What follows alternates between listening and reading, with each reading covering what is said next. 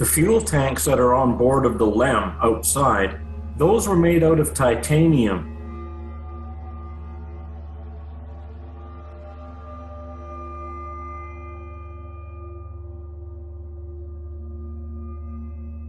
And that's the reason why they don't explode in the vacuum. Now you take this Fisher Space Pen, this cylinder is not made out of titanium, so it's going to be just like putting a can of pop inside of your vacuum chamber, turning it on, and boom.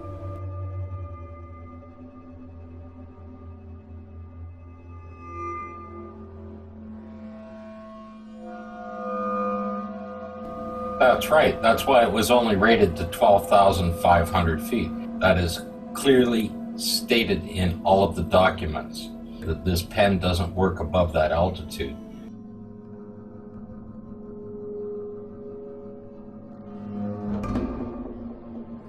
It's designed to overcome the gravitational force, so when you're writing upside down, it keeps the ink pushed against the ball so that it expresses itself, and it was also waterproof enough to work underwater. That was the design of it.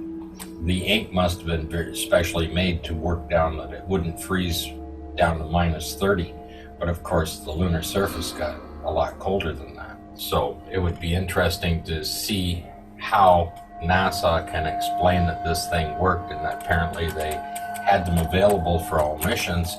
And of course, anything Russian were doing, they were using pencils because of this very problem.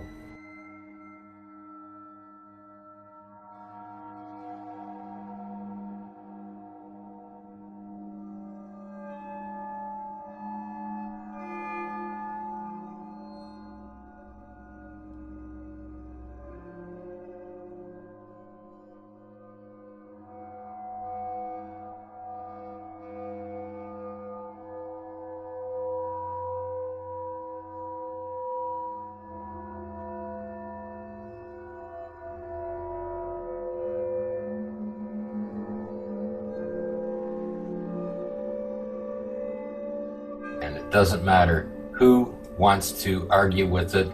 The documents are so clearly stated in this particular item on this pen that nobody can argue with it.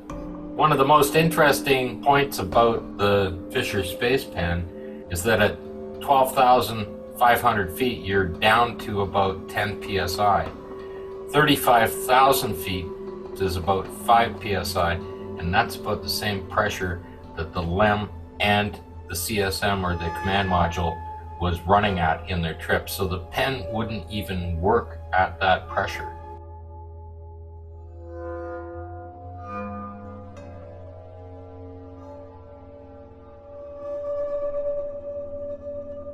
Because it would have to be at least good for 35,000 feet to work even inside the craft. When you take it outside, it's definitely going to fail.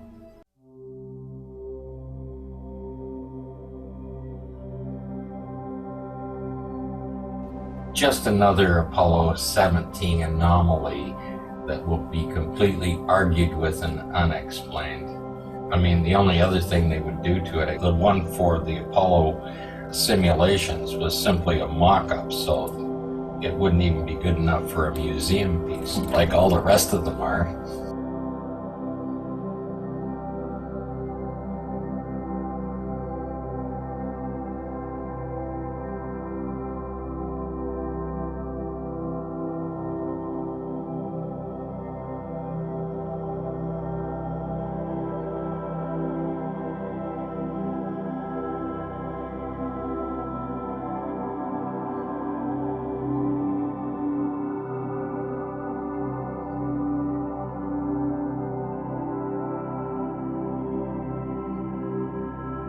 What really surprises me is, like you said, the form. When you put plywood up and you strip it away from a concrete form, that's exactly what you get. It's nice and smooth all the way around.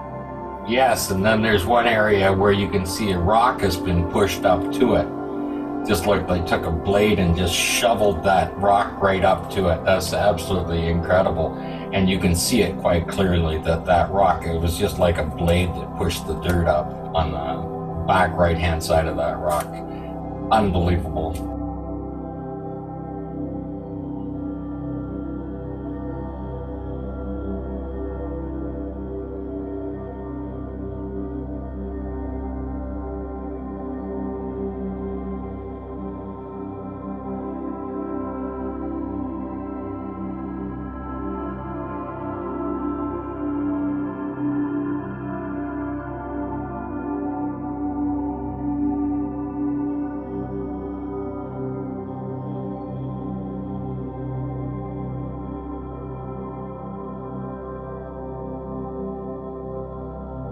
And you can see it quite clearly that rock, it was just like a blade that pushed the dirt up on the back right-hand side of that rock.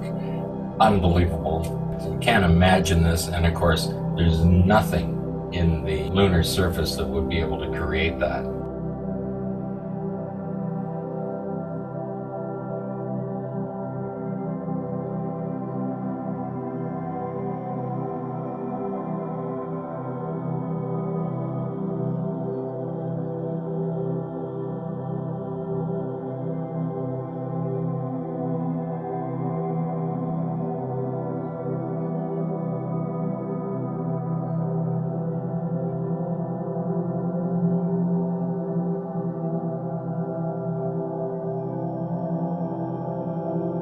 And the fact that he climbed up on top of this thing, that's almost impossible. There's one photograph where he's shooting down from climbing that rock, and yet you don't see any marks where he climbed up on that rock.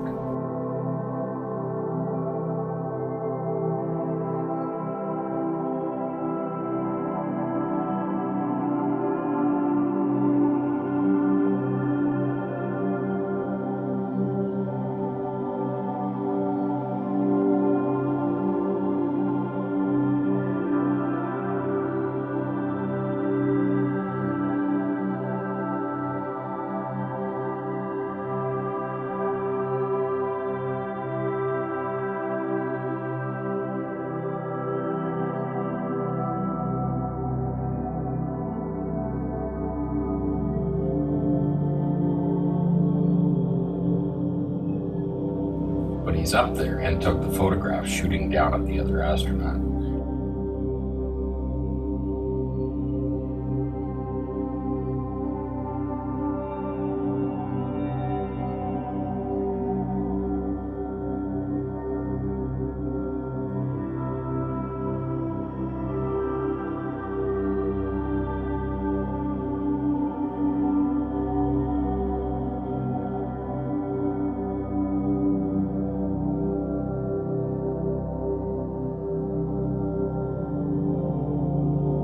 These guys are claiming that the suits are not flexible, and yet we see these guys on their knees bent fully upwards to their chest.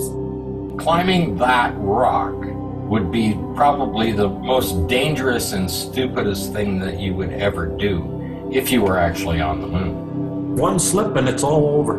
For both of them. I mean, it takes two of them to get off the surface, so if one guy is disabled, they're pretty much screwed. Of course, they didn't have any concerns like that because they were never there. They were simply running around Flagstaff.